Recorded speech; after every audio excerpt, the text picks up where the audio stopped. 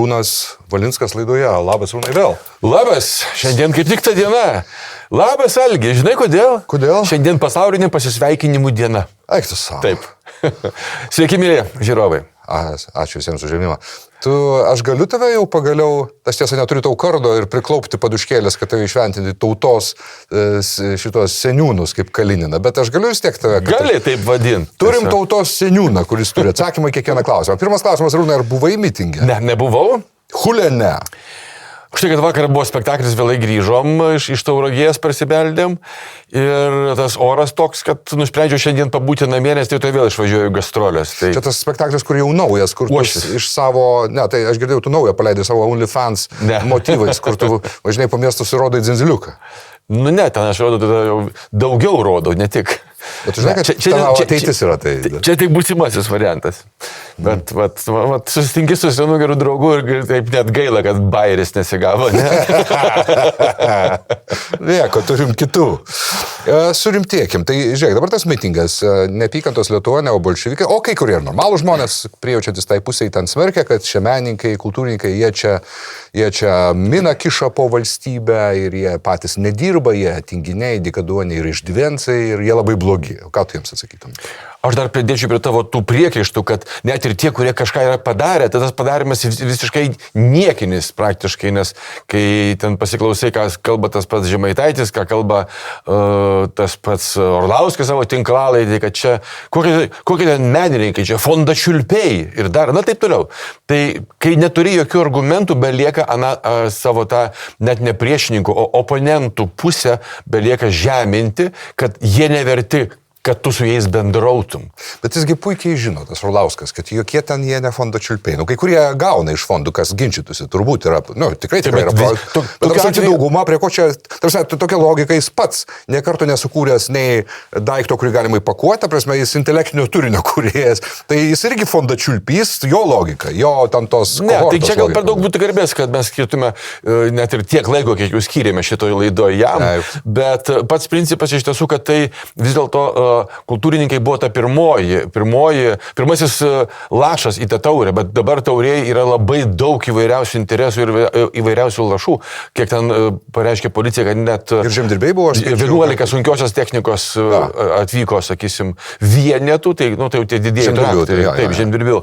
Buvo be jokios abejonės ten ir pareigūnų atstovai šitų statutinių, kurie sakė, kad taip masiškai nėra, nes jie neskelbė, bet jis susirinko tiesiog morališkai palaikyti, kurie šiandieną nedirbo. Tai ta prasme, kad kalbama ne apie žmonės iš kultūros sektorius, kas labai dažnai norima parodyti, kad čia tik jiems ir iš kultūros sektoriaus tik tais tie fondačiulpiai arba išlaikomi, reiškia, nes jie taip vadina ir tos pačius muziejininkus, nes jų nuomonė net ir muziejai jokios vertės nekuria. Nes čia tiesiog išlaikymas toks kaip pinigų išmetimas į balą. Tai jų toksai suvokimas. Tai aš noriu visiems tokiam pasakyti vieną labai gerą tokį dalyką, kai antrojo pasaulinio karo metu Čerčiliui pasiūlė, ten buvo su biudžetiniai, sakysim, biudžeto problemos, kad reikėtų sumažinti kultūros finansavimą. Į ką Čerčilis atsakė? Tai ką mes tuomet ginsime?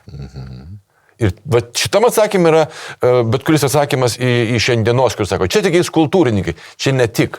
Čia net kultūrininkai, kurie ir yra valstybės vienas iš pagrindų ir iš tiesų tai ką tada Čerčilis ruošiasi ginti, jeigu mes viską atimsim iš kultūros. Tai reikia ir taip žiūrėti, būtent per tokį valstybinį požiūrį. Ir kitas dalykas, turbūt ne tik kultūros sektoriui jau koktu darosi nuo to, kas vyksta valstybėje, kaip elgiasi antrosios valdančiosios frakcijos pagal dydį vadovas. Vakar, man atrodo, tai buvo peržengtos visos ribos. Žemaitaitis, aišku. Žemaitaitis, taip, kai jisai paviešino vaikų nuotraukas, įdėjo nuotrauką ir su vaikų vardais pavardėm. Paskui dar išbraukė šitas pavardės vaikų, mokytoja paliko ir parašė, atsiprašau, nuotrauką ne tą įdėjau. Mes žinom, kaip jis rašė apie žydus, paskui, ne, čia suklydo, čia turėjo būti žemaičiai. Jau net nebejokinga darosi. Iš tiesų, tai tokį, šiaip kaip sakoma, normaliam kaime, tai tokiam būtų seniai snukį išmalti. Kaip tik ir klausimas, grinai žmogiškai kyla jam noras suspardyti galvą, kas yra labai negražu, aš to ne... Ne, kartais norisi tiesiog išgirdus, kaip argumentuojama, tai tokia mintis kyla, ne tai, kad noras, bet mintis kyla. Nu, jeigu taip kažkur kompanijoje sėdint atsirastų toks, na, neslėpkim, tai ko gero, kad ne nuo vieno gautų į snukį. Tas jo patarškinis temperamentas, žodžiu, gaus... Patologinis melagis. Ir tas skrusdaliukos sumažintas snukis ir grįžo į iššukuosiną, nuo kurios pradėjo, nors vienu metu buvo geresnė. Jo buvo kaip alpakos. Mes vienoje svagūnų ceremonijoje netgi lyginom ten, kur pasijant čia viršui garbanoti ir įdėjom šalia jį ir alpaką mano. Tai buvo 1:1. Svagūnai bus? Bus, kaip aš sakau, mes jau dabar galim daryti, nes praktiškai nebetilptume ir šią savaitę kapitalinį svagūninį numerį skėlė prezidentienė Nausėdienė. Man net gaila, žinok.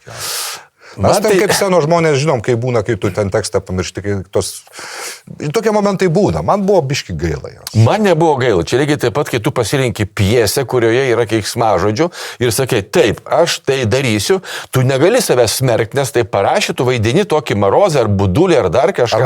Arba atsisakai. Bet čia tu esi pats režisierius, pats atlikėjas, nežinau, ar jinai pati pasirašė, sakysim, scenarijos autorius, bet galų gale tu pasakai, taip, aš šitą medžiagą imu, tai viskas ant tavęs. Tai jeigu tu tokia neišmanėlė, visiškai nesusigaudai, tai man negaila tokių žmonių. Visiškai. Man žinai kas, jeigu jau atėjome į tą, sakysim, poziciją, kai mes šnekame apie žmonės, kurie pasirenka ar nepasirenka medžiagos, arba sutinka ar ne. Tai Inga, mano žmona, baigė tavo tą opusą įskaitinėt. Taip. Mūsų su jūs, jo. Ja, jūsų dar nepaleidat. Dar ne, ten dar truputį vėliau bus, aš manau, apie pavasarį. Ja. Taip, sako, algi žinant, aš įsivaizdavau, kad ten bus tokia medžiaga, aš sutikau, bet taip patikėk manim, nes ten tokių yra išsireiškimų, kurie nebūdingi damai, kurie žengia jau į 60-ojo jubiliejaus, būtent teritoriją. Ja. 2 vaikų mamai ir taip toliau, ir moterį, kuri dainuoja labai gražias dainas ir taip. Bet sako, tai ašgi esu garsinus ten tų ir Tinto Braso filmų ir visą kitą, kur žodis B arba P, jisai tiesiog yra. Ir jinai, žinok, niekad nesigailėjo. Sako, man net patiko. Tai čia pareklamavau ir perdaviau linkėjimus. Ačiū. O tai, kad jau prakalbam apie tavo nuostabią žmoną, kurią aš labai myliu, kai kurie patronai klausė, kada bus ne Valinskas, o Valinskinė. Tai čia jau mūsų su ją reikalas, aš jai kažkada paskambinsiu. Tai buvo žinių radijų pas mane, bet nors tai labai nemėgsta vaikščioti tokias laidas, bet aš jai kalbėsiu tikiuosi. Aš manau, kad taip, nes jinai jaučia tau taip pat abipusę simpatiją. Tai veidrodina mane. Nu tai žinai, vis tiek negali vien su manim bendrauti. Jie ieško tokių, žinai, panašių. Bent jau panašių, nesiekiančių mano lygio. Taip. Bet panašių. Tai manau, kad taip. Ir tikrai būtų žiūrimas. Tik tau reikėtų, žinai, mes su tavim galim šnekėti apie bet ką, o tau jau šnekant su ją reikėtų labiau ruoštis laidoms. Tai tu turėk omeny. Pasakysi, kad per mėgus paprastai šneki. Aš? Bet mane prieiks tikrai, ne tą turiu omenyje. Paprašykite, įrašys. Klausyk, surimtėkim. Taip. Tai palėtėm čia prezidentienę, o pats prezidentas ir Ruginienė, ir balionų grėsmė. Kaip tu visą tai matai? Fūros liktai sutarta, bet jas jau užlaiko. Čia tarsi būtų tas pats atvejis, kai tu nesidarėk su teroristų, nes jis tik kel savo reikalavimus ir tai yra Bergžė. Ką apie visą tai manai? Ir ką darytų Arūnas Valinskas, būdamas valdžioje tiesiog? Galiu pasigirti, kad už vakar kaip tik aš savo podcast'e, vienam iš 3, nes šitas 15 min ir maniškis, akis į akį, viešėjo premjerė Inga Ruginienė. Pas manęs namuose buvo. Mes šnekėjomės ir kalbėjome apie šitą problemą. Tai galiu pasakyti, kad jinai iš tų moterų, kurios nebijo pripažinti savo klaidų. Mes kalbėjome apie tuos pačius 3 kultūros viceministrus, kai buvo pastatytas, sakysim, arklys prieš kartą. Vežimas prieš arklį. Tai pripažino, kad iš tiesų ten buvo padaryta klaida. Dėl šito dalyko jinai ne. Sako, čia aš nejaučiu savo nei vyriausybės klaidos, nors jinai sako, galima apie tai diskutuoti, kad mes tiesiogiai nebuvom pasakę, tai aš, jeigu būčiau jos vietoje, vis dėlto aš būčiau įspėjęs mūsų vežėjus, kad vis dėlto po savaitės, kiek yra normalus terminas, kad ten esant automobiliams, vilkikams, jie suspėtų grįžti. Aš kalbu ne apie Baltarusiją, bet grįžti iš to paties Kazachstano per Baltarusiją. Apie tai kalba eitų. Tai šitoje vietoje tas optimalus terminas turbūt būtų nuo savaitės iki 2, tarkim 10 dienų. Tai tu įspėjai, kad taip bus padaryta. Arba pasakai, nuo šios minutės per 10 dienų gali bet kada būti uždaryta siena, nebūtinai po 10, bet jūs turėkite tai omeny. O ten iš tiesų galima sakyti, kad jie turėjo didesnę maržą pelnų, nes ten prekyba važiavimas Baltarusija, Rusija ir taip toliau. Ir visuomet rizika yra didesnė, kad atsitiks taip, kaip atsitiko, bet aš suprasčiau, kad tas sienas dėl kažko būtų uždaręs Lukašenka. Tai tada yra force majoras. Taip. Šitoj vietoje jie sako, kad mūsų kalbėsena ir laikysena dėl Baltarusijos, dėl Rusijos okupacinių veiksmų, jinai tokia buvo visą laiką. Ir šitoj vietoje, kad nebuvo konkretaus pasakymo, nurodant laiką, nuo kada gali būti bet kada uždaryta siena, nebuvo. Tai aš visų pirma taip elgčiausi, įspėčiau. Na ir dabar kažką reikia daryti, nes aš žiūrėjau siužetą šiandien apie atidarytus pasienio punktus, iš Baltarusijos neįvažiavo nei vienas vilkikas su lietuvišku numeriu. Nors kai kurie jau yra sumokėję už tas aikštelių paslaugas po 120. Ten ta reketa, kuris užsiunė. Taip, bet įsivaizduok 1000 sunkvežimių, dar maždaug apie 3500 priekabų, fūrų, be vilkikų. Tai imkim tik tais vilkikus su priekabom, tai yra 1000 stovi, 120 000 per dieną. Tai kiek reikia prastovėti, kad surinktų 1 milijoną, man atrodo, tiek ir prastovėjo, jeigu nedaugiau. Tai šitoje vietoje vyriausybė turi imtis kažkaip dabar priversti ar atlyginti tas prastovas, kad jų dabar neišleidžia dėl mūsų buvusių veiksmų. Visi galvoja, kad mes atversim sienas ir paleis, o jie dabar iš tiesų, kaip tu sakai, kai dėrėsi su teroristu, tai jisai pamatė, kad, nusileido. Gerai, tai dabar aš noriu ne tik sraigtasparnį ir 5 milijonų, bet aš noriu dar, kad man nupirktumėte ir salą, į kurią mes skrisim sraigtasparnį. Tai va, šitoje vietoje buvo labai tokių nekompetentingų veiksmų valdžios. Ir čia, ko gero, ne vien tik tai premjerė, nors aišku labai nesunku sukarti visus šunis ant jos, bet buvo nesusikalbėjimai ir dėl to paties vidaus reikalų ministro, Neverovičiaus, Kondratovičiaus. Tai čia, iš tiesų, aš pritariu labiausiai, ko gero pats aršiausias kritikas yra ir turintis teisę tai daryti, nes jis buvo ir vidaus reikalų ministras, ir generalinis komisaras, ir ministras pirmininkas, Saulius Skvernelis. Tai ne todėl, kad jis buvo išpirdolintas iš koalicijos su visa vardan Lietuvos frakcija, bet todėl, kad jis mato, kad nekompetentingi žmonės nepriima būtinų ir reikalingų sprendimų, arba tokių, kaip reikia. Nes jis pripažino, ir aš 100% jam pritariu, intencijos buvo geros, tikslas geras, veikimas buvo visiškai brokuotas. Ir kai tu turi, gerą medžiagą, gerą tikslą ištekinti detalę, bet tavo rankos auga iš subinės, kaip mano vienas dizaineris sako, šiknarankiai, tai jie ir sugadins ir tą idėją, ir tą gerą medžiagą, nes nemoka tekinti. Tai labai paprastas dalykas. Ir dėl to, iš tiesų, taip jau visi smūgiai tenka. Ir ką dabar darytų Valinskas?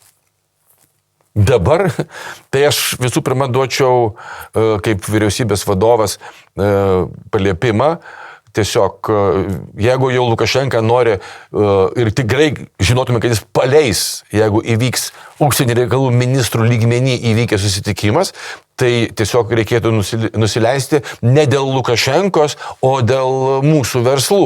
Suprantu, kad jie patys šiek tiek iš dalies yra kalti, kad rizikavo, nors žinojo, taip. Bet čia labai kaltinti jų irgi nereikėtų.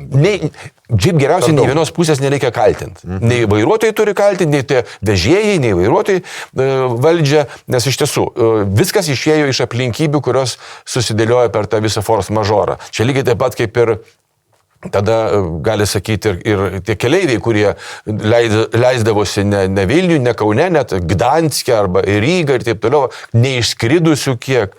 Tai, žodžiu, paskaičiavus tos visus nuostolius, kiek tai yra prastovos sunkvežimių, ar prastovos, arba vėlavimai lėktuvų, arba jų neatskridimas, reputacinė žala ir taip toliau, tai šitie nuostoliai vežėjų, jie nėra tokie milžiniški lyginant su anais, bet vis tiek tai yra mūsų nuostoliai.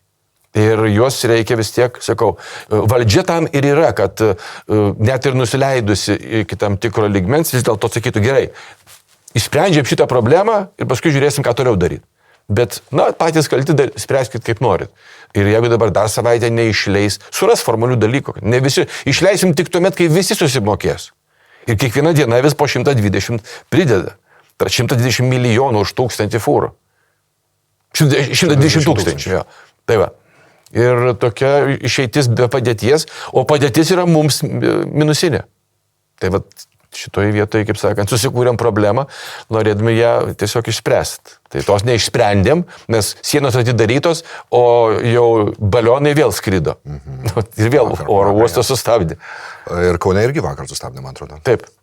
Nausėdos vaidmuos, dabar toks mažiau besireiškintis viešumoj. Aišku, matyt, veikia faktorius, kad antrą kadenciją ir jis paprastai vadovas renkamas 2 kadencijom, antros kadencijos metu būna drąsesnis, nes nėra ką prarasti. Ir kaip ten bebūtų, kaip jį bekeiktų, o keikia dabar jau visos pusės, ir bolševikinė Lietuva, ir normalioji, bet kaip ten bebūtų, užsienyje jo įvaizdis yra visai pakenčiamas ir jis iki šiol išlaiko proukrainietišką poziciją, kas labai gražu, jisai netampa iš konjunktūros ir oportunizmo tokių Žemaitaičio reverberatoriam. Tai būtų, ko gero, visiškas mūsų valdžios ir valstybės fiasko.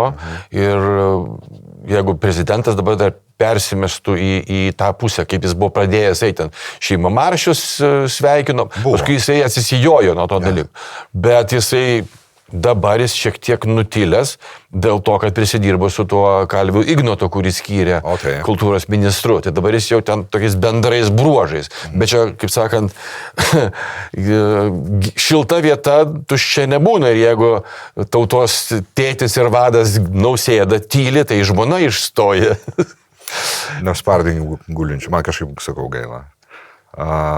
Ir kita vertus, jisai tikrai negali rodyti tokios pseudo lyderystės, pasakyti, tai dabar žiūrėkit, aš paskambinsiu Lukašenkai, jis būtų labai patenkintas Lukašenkai, nes prezidento skambutis, aišku, padaro jį tokiu kaip ir veiksniu, galiojančiu prezidentu, nors visą laiką Lietuva aiškino, kad prezidentė tai pas mus, ta pati Cichanovskaja. Tai, kas irgi buvo, manau, perlenktas smarkiai dalykas. Ir šitoje vietoje manau, kad jisai vis tiek pasakys, kad čia turi veikti įgalioti mūsų valstybės asmenys. Tai vyriausybė, ir ministras, ir ambasadoriai ir taip toliau. Kad būtų de facto lygmeninė de jure, taip sakant. Taip, bet jie siunčia techninio susitarimo, tai susitinka ten pasienio vadai arba pasienio užkardų vadai, ten tarpusavėje pasikalbėjo. Ir tada, galvoju, kad jie susitars? Ne, taigi jų vadas užkardos arba ten, sakysim, pasienio net visos struktūros vadas, jisai raportuos Lukašenkai ir pasakys tai, ką jam lieps pasakyti. Sprendimų jis nepriima. Va čia yra problema, kad mes kol kas neturim net šiais labai laikais populiarus žodis, neturim algoritmo, kaip išspręs šitą problemą. Algoritmas labai geras žodis, nepakeičiamas, jisai gerai, kad jis yra. Jo, tai eikim toliau. Tu paminėjai, išslydo tau, kad gal nėra labai gerai, kad mes taip jau 10 iš 10, 100% laikom Cichanovskają prezidentą, labiau, kad jos baigėsi jau ir kadencija.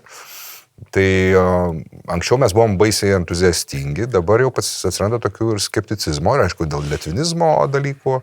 Tai kaip tu šiandien žiūri šitą reikalą? Kaip tu manytum, ką toliau daryti su tą Cichanovskają ir jos vyru? Vyras yra atskira melodija, matosi, kad jisai taip, tuos 5 metus, kuriuos praleido, tai aišku, jam lenkiu žemai galvą už tvirtybę ir visą kitą, bet už tas vertybės, kurias dabar jisai deklaruoja, kartais jos netgi yra priešiškos Lietuvai. Taip paminė, buvo tos salelės. Baltarusiškos arba kitakalbių salelės, kažkas čia, getai, tokių truputėlį nesąmonių. Aš mačiau, kaip jisai elgėsi, kai viešėjo ta jų visa delegacija su Cichanovskija priešaky Jungtinėse valstijose, kur jinai turėjo vykti į studiją, duoti interviu CNN ar dar kažkuriam iš tų kanalų. Ir ten buvo mitingas, kuriame jie buvo su vietinė bendruomenė Baltarusių. Ir jinai pasakė, aš neturiu laiko pabaigti dabar, nes aš turiu važiuoti. Tai jisai vos ne antausį ją įskėlė, nu, bent jau moraliai, ne fiziškai. Buvo ten tas dalykas, kad tu niekur neis ir taip toliau. Tai man tie variantai tokie nelabai patinka ir tai yra labai paprasta paaiškinti. Kaip visais laikais, kaip ir buvo susiskaldžiusi ta opozicija, taip ir dabar yra. Nes dar 8 metais, gal 9 pradžioj pas mus viešėjo, 2009 metais viešėjo vienas iš lyderių, Šuškevičius. Bet ten jų buvo daug. Jis buvo vienas iš tų garsiausiai girdimų. Aš su juo dar buvau susitikęs kaip Seimo pirmininkas. Jis buvo Belovežai, vienas iš tų 3, kur parašą padėjo. Taip. Bet man tiesiog prieš susitikimą su juo pateikė visą išklotinę, visą medžiagą, kaip visuomet būna. Ir ten buvo sąrašas tų visų opozicionierių ir organizacijų, kurioms jie vadovauja. Tai ten velnias koja nusilaužtų ir ta situacija nė velnio nepagerėjusi. Ir aš manyčiau, kad buvo padaryta klaida, kai nežinau kodėl ir čia kas padarė tokį sprendimą, kad iš visų tų labai ryškiai buvo išskirta Lietuvos užsienio reikalų, sakysim, specialistų ar diplomatų, vienintelė Cichanovskaja, o visi kiti kaip ir užmiršti arba pažeminti. Tai aš norėčiau, kad mes tiesiog atstatytume tą visą dalyką, pamirštume tą bravūrą, kad mes tą ją vadinamą prezidentę, ar išrinktąją prezidentę, ar nepaskirtąją, kaip nori vadinsi, bet jinai gali būti vadinama maksimum, tai Baltarusijos opozicijos lyderė. Viskas. Okay. Tai taip ir turėtų būti elgiamas. Ir prezidentinio lygio apsauga, kai lydi 4 apsaugos arba čia apsauga Lietuvoje, jokios abejonės, ko gero reikalinga, čia sprendžia specialistai, aš nelabai noriu to dalyko daryti, bet kad tai būtų patikėta ne vado vadovybės apsaugos departament, dabar vatas yra, vadovybės apsaugos tarnyba, pakeitė pavadinimą, bet kriminaliniai žvalgybai. Kaip yra tokiose kitose šalyse. Ir dėl to buvo didžiulis čia triukšmas, kaip čia taip galima, čia jūs pažeminat apsaugos lygį, taip toliau. Man šiek tiek tokia paranojiškas dalykas, nes būtų galima, kad taip, čia saugo kriminalinė žvalgyba pareigūnai, jeigu vykstat į užsienį, pagal atskirą susitarimą, ten gali būti toks variantas, kad vadovybės apsaugos tarnyba skiria ten pareigūnus, kurie lydi kelionėje į užsienį. Ir viskas susidėliojo. Bet ta isterija, kuri kilo, man tokia jinai nebuvo labai skani. Kita vertus, bent jau 2-3 sakinius įžanginėje kalboje, kai tu kalbi Lietuvoje, lietuviškai per tiek metų buvo galima išmokti ir paskui pereiti savo, sakysim, gudų kalbą. Viskas. Nėra problemų. Jie nemato problemų dėl to, kad jie net nesimoko to ir dėl to nemato problemų. O aš matau. Tikrai taip. Pasikvietė Ruginienę. Kas čia buvo? Tiesiog dėl to, kad tai premjerministrė, ar dėl to, kad jį tau patinka kaip buvo? Ne, jinai buvo... Kokia jį buvo? Pareklamuok savo tą podcastą. Nuoširdi ir labai atvira. Jis prašnekėjo, normaliai kalbėjo? Jo, puikiausiai. Okay. Mes kalbėjome apie tai, nes, sakau, žiūrėkit, visus klausimus, kurie dabar susijęs su aktualijomis, kol laida išeis į eterį, pirmadienį beje, išeis po šio savaitgalio, jau bus atsakę apie aktualijas, apie balionus, tai mes kalbėsim apie tos bendrus dalykus, kas jūs man įdomi kaip, visų pirma, kaip moteris, kaip kažkieno žmona, kaip pareigūnė einanti vienas aukščiausių ir atsakingiausių. Jos pirštus pauostė ar nežvejoja? Ne, nežvejoja, bet akvariumą turi. Okay. Bet paliko namuose Grigiškėse, nesivežė į Turniškės. Sakau, tai kas žuvytė šeria. Tai sako, nupirkau tą tokį automatinį šeriką, kur... Dėl to automatinio šeriko kartais žuvytės išdvėsia, nes užstatoma dažniausiai per daug ir tada tas maistas nesuvalgomas ir puo. Man tai buvo. Taip. Bet sako, dabar aš vis nuvažiuoju, taip pasižiūriu, sako, viskas gerai, ačiū Dievui. Tai man įdomiausias buvo atsakymas į klausimą, ar derinat šitą savo taip atsakymą, kai jūs iškėlė į galimą premjerės, sakysim, kandidatūrą iškėlė jūsų skyriai, ar tarėte su vyru? Ir ką jisai sakė? Ir ar būtumėt neėjus, jeigu jis būtų neleidęs? Tai atsakymus išgirsit mano laidoj. Okay. Ir ne tik apie tai, bet iš tiesų įdomu labai kalbėtis su žmogum, kai tu neuždavinėji pasiruoštus, pasirašytus klausimus, va, iš eilės, aha, šitą atsakyk. Bet kai tu klausi to į sveikatą, teisybę pasakiau, tai? Bet kai klausi to, kas tau pačiam įdomu, tai tu juos susidedi galvoj ir tada tas pokalbis eina labai natūraliai ir žmogus paprasčiausiai atsiveria.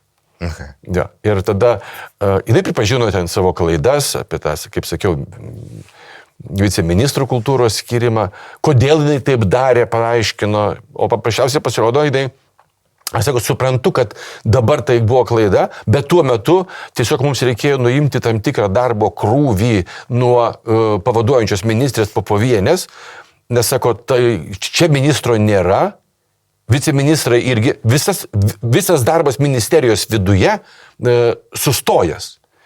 O ten tik formaliai vadovauja ir tas vadovavimas yra tik tais, kad gali dėti parašą po kažkokiu ten, sakysim, reikalingų įstatymo projektų ar dar kažko, bet tokio nieko nebuvo. Tai jinai paaiškino, kodėl tai padarė ir pripažino, kad tai buvo klaida. Tai buvo toks labai nuoširdus pokalbis, 1:20. Papasakoju apie apsaugą, kas labiausiai ją erzina, kas labiausiai užknisa, kad... Tai čia full cavity search turbūt, Ja. Kiekvieną dieną, kiekvieną rytą ieško, ja. Ant predmeto suradimo svaigalų. Kurių? Šiais laikais jų, žinai, kad kažkas man iš toksikologų pasako, ar pas Dabkų laidoj, man atrodo, buvo kažkas iš toksikologių greičiausiai, kad ten vos ne kasdieną vis nauja formulė baisių cheminių narkotikų sintetinių atsiranda. Ir čia nėra fentanilis, tai ne tik tai taip.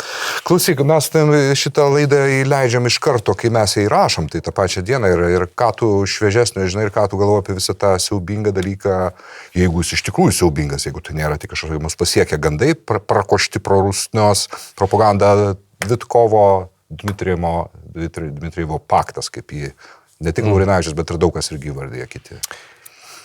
Aš kol kas manau, kad diskutuoti apie tai galima, komentuoti šiek tiek per anksti, nes mes nežinom, kaip ir tas pats Zelenskis dabar vertino labai santūriai, nebuvo kategoriško taip tokio, kad net čia vat, jis tiesiog buvo perduota, kad susipažinsim, mes laikom, kad derybos yra geriausias, sakysim, kelias iš dabartinės situacijos, bet konkrečiai nekomentavo ir nepasakė konkrečiai kurios, bet kad yra kai kurios raudonos linijos, kurios mums yra nepriimtinos, bet nedetalizavo.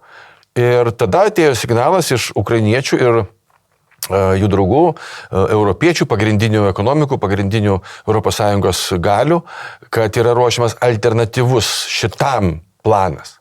Tai čia komentuot ko gero ir nelabai yra ką, nes, aišku, kai jau taps realybė, tada jau bus galima žiūrėti, kas čia kur kaip tapo, kas nutiko, bet trumpai galiu pasakyti tik vieną dalyką, iš tiesų. Tai yra, jeigu tai, kas yra komentuojama užsienio spaudoje, jau buvo prieš porą dienų užsiminta, dabar pripažinta, kad tas planas atsidūrė ant ukrainiečių prezidento stalo Kyjive, Pentagono atstovai, labai keista delegacijos sudėtis atvažiavo, ten, sakysim, generolai, karininkai, Pentagono atstovai, ten taip toliau, ir padėjo.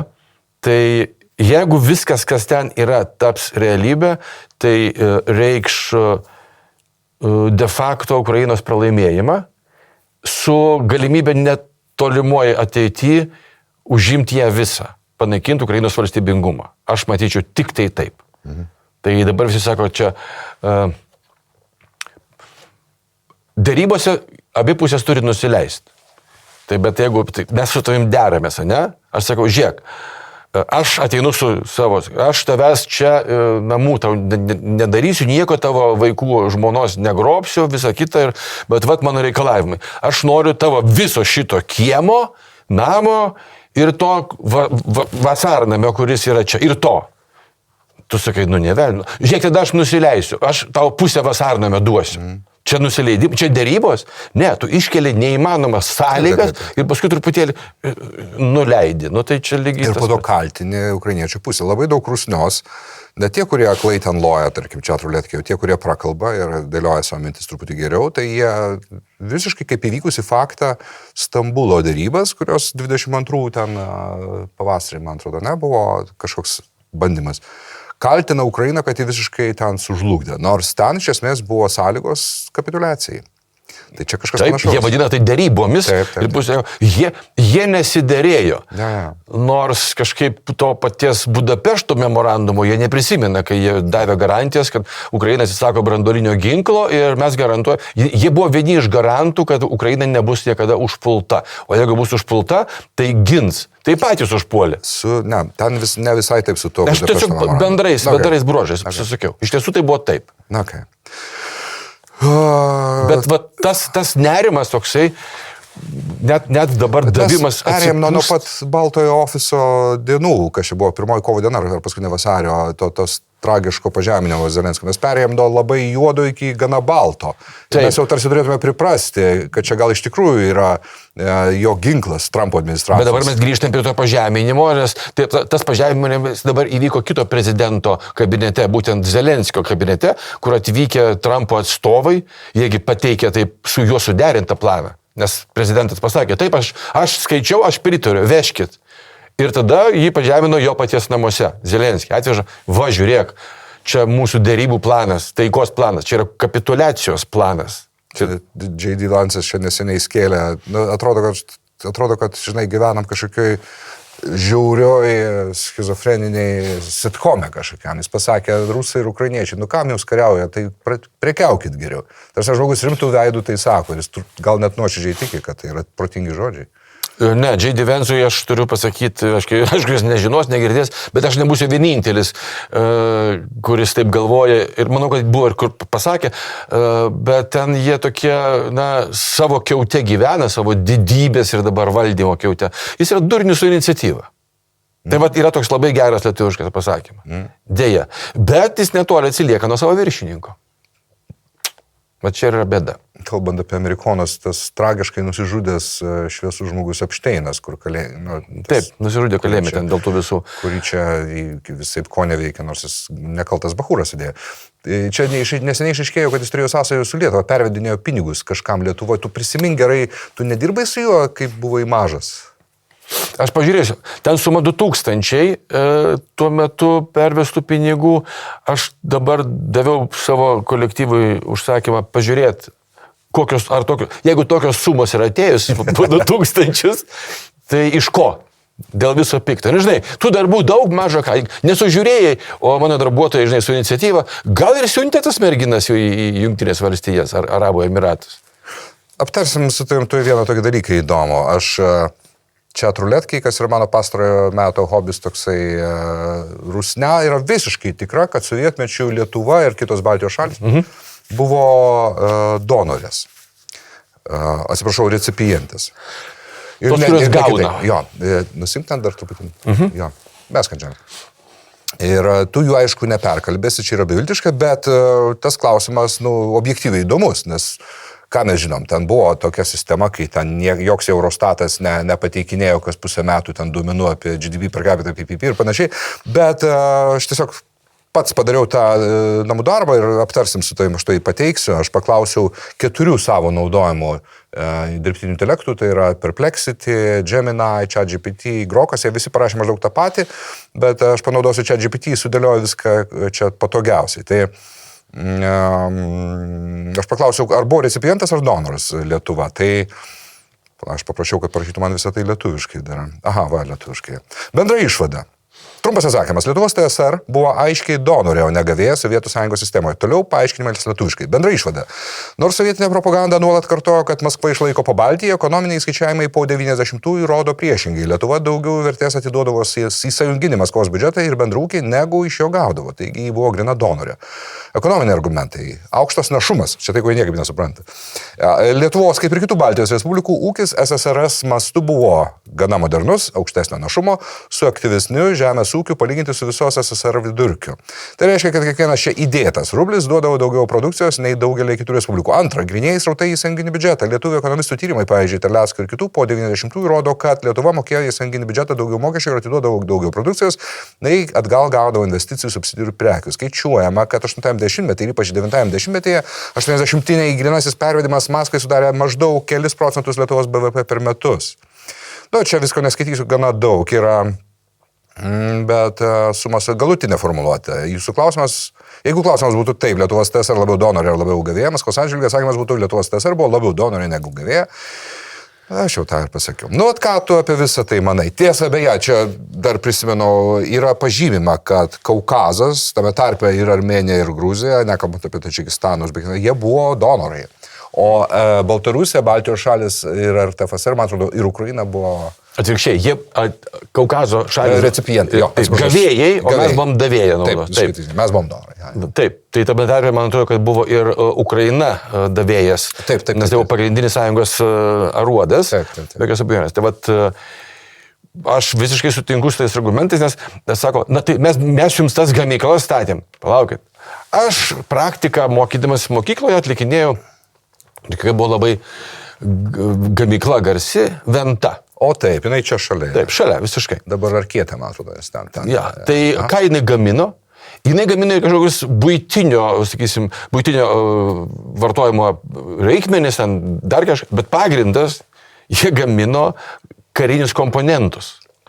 Taip. Mikroschemas ir taip toliau. Pašto dėžutė, uždara įmonė, taip. Taip. Tai jie, nes mano ten dėdė dirbo cecho viršininkų, inžinierius buvo, o mes ten atlikinėdavom praktiką. Žinai, kas darydavo didžiausią įspūdį, kai mus nuvesdavo į tą cechą, kur tas schemas ten darydavo. Klepalindavo. Ja, ir ten sujungdavo. Ten paėmė tokią špūlę didelę ir ant jo plonas auksinis siūlas suviniotas ir to uždeda ir tas auksas prie tų visų, reiškia, ir dėliojasi. Įspūdis, tu žiūri, aukso gabalas. Tai va, čia iš jaunystės prisiminimas. Tai va, o karinės reikmės, kam būdavo reikalingos? Būtent Maskvai. Tai statydavo čia tas gamyklas, kur turėdavo tikrai labai aukšto lygio inžinerinį korpusą, taip, įsilavinimo, visą kitą. Ir mes už, sakysim taip, už ubagišką atlyginimą, nors tais laikais atrodė, inžinierius ten 200 arba ten 300 jau daug, nes bendram kontekste tai buvo daug. Ja. Bet jie tą visą produkciją išsiveždavo, net tai, tos gamyklos, kurias mes investavom į jūsų gamyklas, nevelnio. Jūs investavote savo pinigus į savo gamyklas, kurie gamino jums reikalingą produkciją.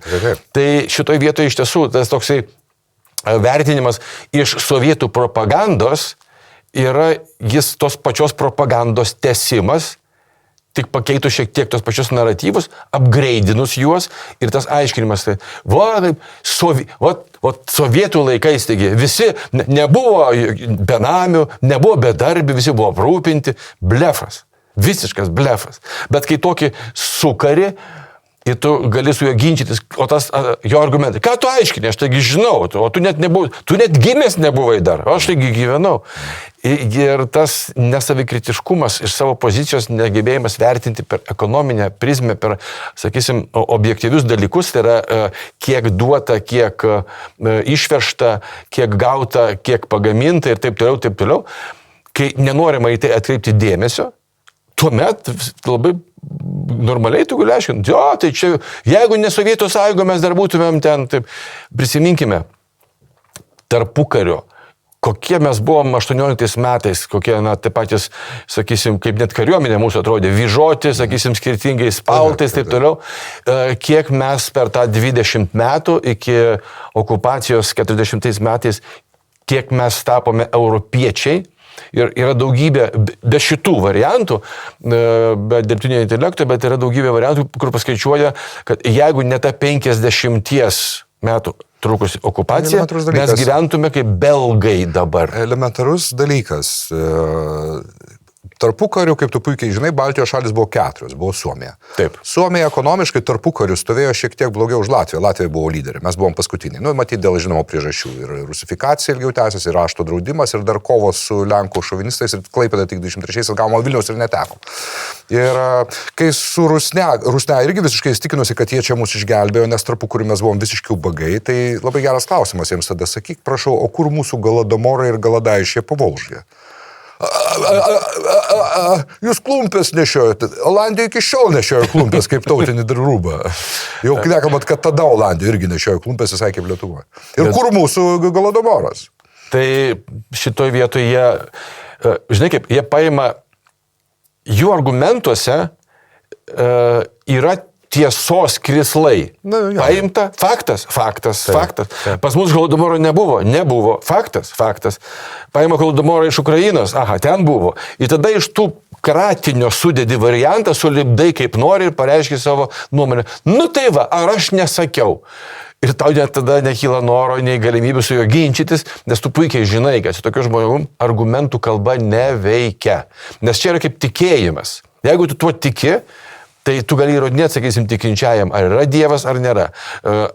Gal, sakysim, yra, bet netoks, nes gal kaip Alachas, ne, yra vienintelis mūsiškis. Tie sako, ne, vienintelis Alachas. Ir taip toliau. Tai ar tu gali su tokiais žmonėms ginčytis? Dar įspūdis, kad tu nelabai supratai, ką aš turiu omenyje. Aš jiems pasakai, kad Lietuvoje tuo metu nepriklausomai nebuvo tokių tragiškų bado atvejų kaip pas juos. Taip. Man pasirodė, kad tu turi omenyje, kad jie padarė taip, kad pas mus nebūtų tokio tragiško bado. Ne. Aiškiai, viskas netaip supratau. Okay.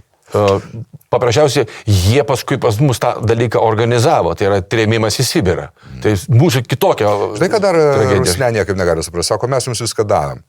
Tai tu jiems paaiškini, kad žiūrėk, jūs mūsų apiplėšėt. Kaip tai mes jūs apiplėšėm? Kolektyvizacija buvo, turto atimimas.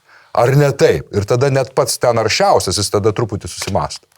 Žinai. Na, tai lygiai taip pat dabar jie apvogė mus finansiškai, sakysim, kai kuriais kitais dalykais, bet dabar tie patys gudai bando apiplėšti mus istorinę atmintim. Tai prasme, kad čia Vytautas tai buvo mūsų. Ja. Ne Vytautas didysis, o Vytautas Velykiai ir buvo jisai gudas. Ir būtent jūs iš mūsų net Vytį pasiskolinot. Tai mes tą Lietuvą sukūrėm. O jau nuo jų iki Maskvos tai išeitų, tengi dabar bendra sąjunginė valstybė, kaip bežiūrėsi. Tai va. Tai jie aiškina, kad čia mūsų tos teritorijos, jas reikia tiesiog gražinti. Tai kaip sukirsti sovietinio tipo litvinistą. Ne vakarietiško, nes tie labiau išprusė, o sovietinio tipo litvinistai, kurie irgi sako, čia jūs buvo žmūdai ir čia mes viską padarėm. Ir jie kartais klausia, tai kaip Vytauto vardas koks buvo? Tada tu sakai... Aleksandras. Jis turėjo daug vardų, jis buvo ir Vytautas, ir Aleksandras, visiškai teisingai sakai. O tu netoks debilas pasirodo, ne? Bet jie nežino, kad jis buvo dar ir Aleksandras. Klausyk, eikim toliau. Kelias į žvaigždės. Čia spaudoj perskaičiu ir puoliau kampą vėl melstis už tavo dūšią, gal vėl grįžti prie savo tų kaimo durdinimo veži iš kermošius. Gavai atleidimą. Ir ten savo kapeiką paimk mane, aš noriu ten savo OnlyFans kanalo parodyti programą, dzindziliuko rodyti. Aš tavo atvešiu. Mes čia į namus, mano. Ne, mes filmuosim. Biudžetinė versija.